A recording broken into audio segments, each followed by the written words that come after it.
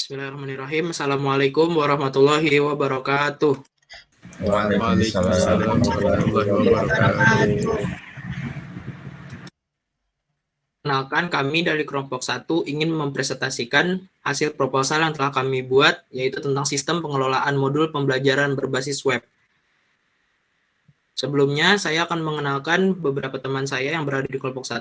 Nama saya Muhammad Eka Landana dengan NIM 2020-04-10-70-0044. Saya Biswoktavian Sesari dengan NIM 20-200-410-7010. Saya Rafli Rizakli dengan NIM 2020-0410-7013. Saya Natasha Umi Fitria dengan NIM 2020-04-107-00034. Dengan saya Iksan Fitriansa dengan NIM 2020-041-07-0038. Saya Muhammad Dafa 20-200-4107-00042. Dan saya Muhammad Fazri Sidi Umar dengan NIM 2020-01-07-00043.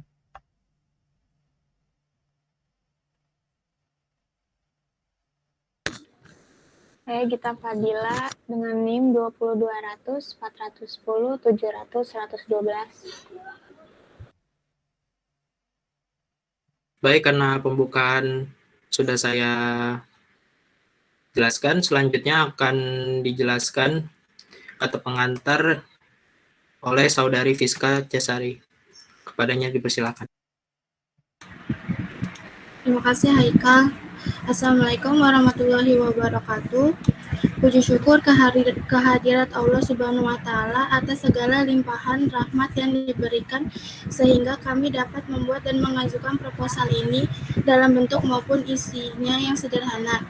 Shalawat serta salam kami curahkan kepada junjungan Nabi Muhammad SAW yang telah membawa umatnya dari zaman jahiliyah hingga ke zaman yang penuh dengan teknologi seperti saat ini. Serta yang kami hormati Bapak Jumail MSC selaku dosen pengampu mata kuliah rekayasa perangkat lunak sekaligus sebagai pembimbing dalam pembuatan proposal ini.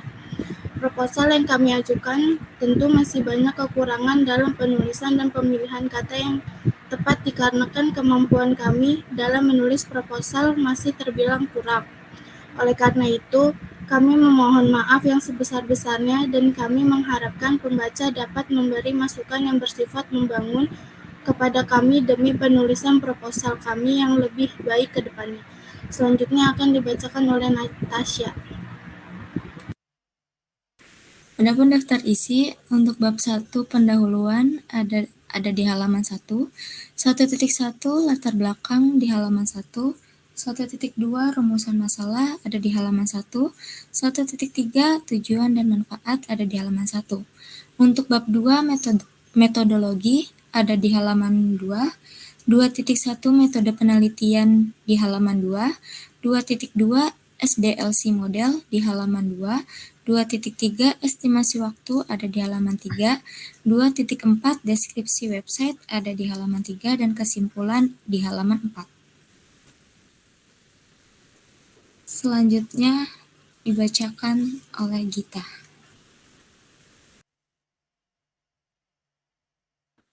Bab 1 pendahuluan 1.1 latar belakang. Perkembangan teknologi informasi pada era saat ini terus meningkat, tidak menutup kemungkinan banyak sumber daya yang dapat dimanfaatkan. Saat ini, pemanfaatan teknologi informasi tidak sekedar sebagai fasilitas suatu perusahaan untuk menjalin dengan relasinya, tetapi juga dapat memberikan kesan yang baik dalam kinerja suatu perusahaan. Dengan sebuah aplikasi, sebuah perusahaan dapat memperluas eksistensinya dalam pasar internasional. Istilah modul dipinjam dari dunia teknologi, yaitu alat ukur yang lengkap dan merupakan satu kesatuan program yang dapat mengukur tujuan. Modul dapat dipandang sebagai paket program yang disusun dalam bentuk satuan tertentu guna keperluan belajar.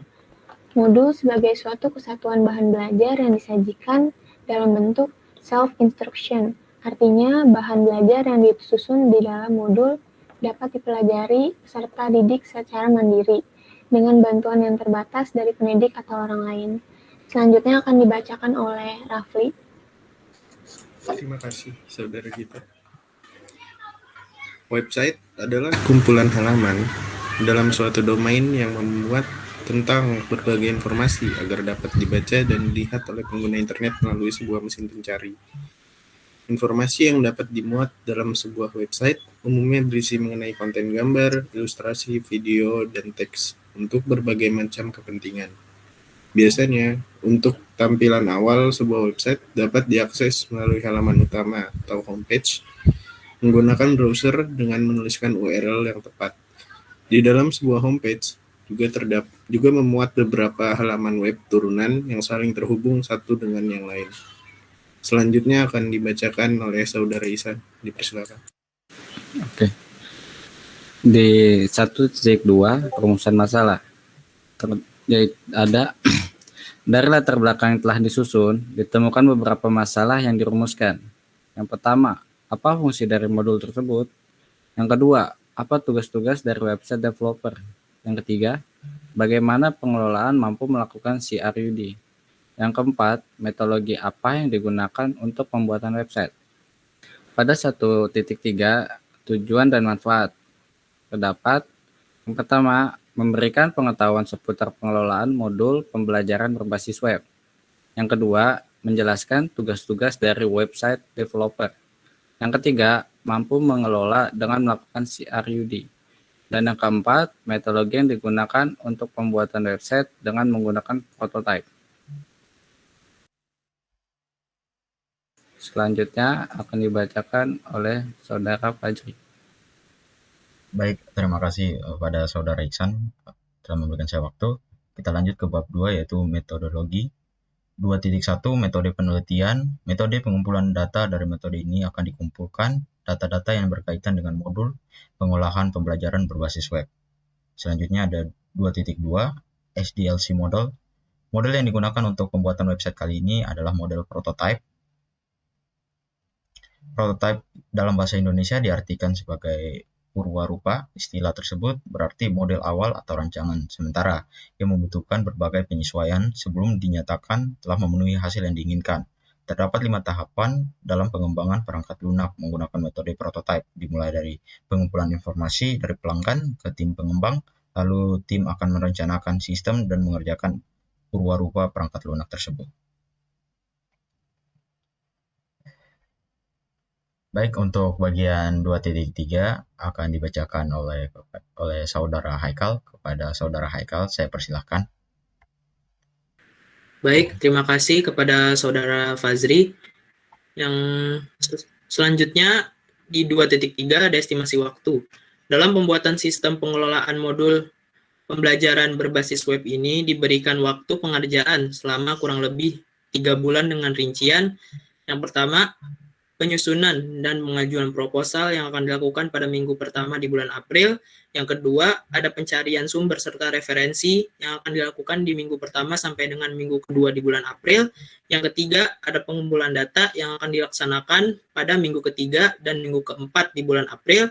Yang keempat, ada desain website yang dilakukan dari minggu pertama sampai minggu ketiga di bulan Mei. Yang kelima, ada pengkodingan website yang akan dilaksanakan pada minggu pertama sampai dengan minggu keempat di bulan Mei. Yang keenam, ada testing yang akan dilaksanakan pada minggu pertama dan minggu kedua di bulan Juni. Dan yang terakhir ada maintenance yang akan dilaksanakan di bulan ketiga sampai dengan minggu keempat di bulan Juni. 2.4 deskripsi website. Website ini dibuat untuk mengelola dan memanajemen modul yang ada di website. Terdapat beberapa informasi tentang modul yaitu 1. Kategori modul, 2. Judul modul, 3. Overview modul, 4. Nama penulis modul, dan 5. Harga modul. Website ini menyediakan modul yang dapat didownload oleh pengguna pada galeri setelah adanya proses transaksi. Selanjutnya akan dibacakan oleh saudara Dafa. Kepada saudara Dafa, saya persilahkan. Baik, terima kasih saudara Haikal. Saya akan melanjutkan untuk membaca kesimpulan.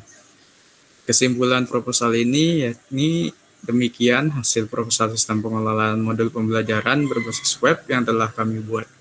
Kami harap dengan adanya pengajuan proposal ini dapat memberikan kemudahan kepada pengguna dalam mencari informasi pembelajaran dari suatu modul yang telah disediakan pada website tersebut.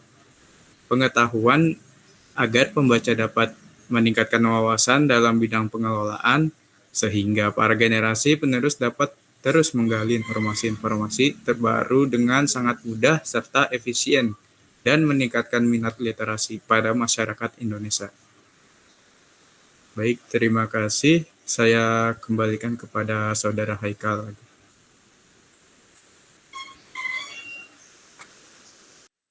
Terima kasih kepada Saudara Dafa. Mungkin sekian hasil presentasi proposal yang kami sampaikan. Kurang lebihnya mohon maaf. Billahi fisabilil haq fastabiqul khairat. Wassalamualaikum warahmatullahi wabarakatuh. Waalaikumsalam. Waalaikumsalam warahmatullahi wabarakatuh.